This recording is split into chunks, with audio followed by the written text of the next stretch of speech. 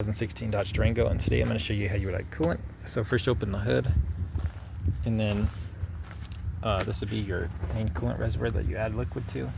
Make sure your vehicle's turned off and it's cooled down before you do anything with these systems, just because you can work under pressure and this liquid sometimes can get to a boil and you don't want any poisonous coolant to spray out on you.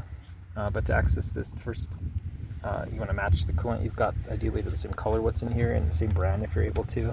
That's not to mix and match, but you'll just push and twist this way a few times and this pops right off.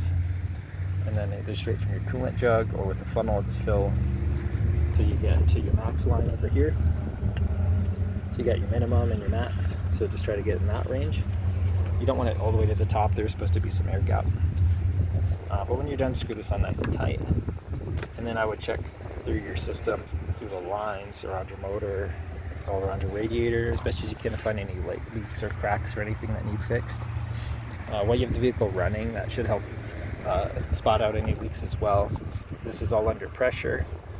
If it's running, you might see some puddling start to form around the motor or under the vehicle. The way to tell that apart from water condensation is, for one, the color should be slightly different. It should have a slight sweetness smell to it, and then you don't want it on your skin, but ideally see if you have like a glove on and you feel it, it should feel slightly more slick than what water would feel like. But I hope this was helpful, and hope you have a wonderful day.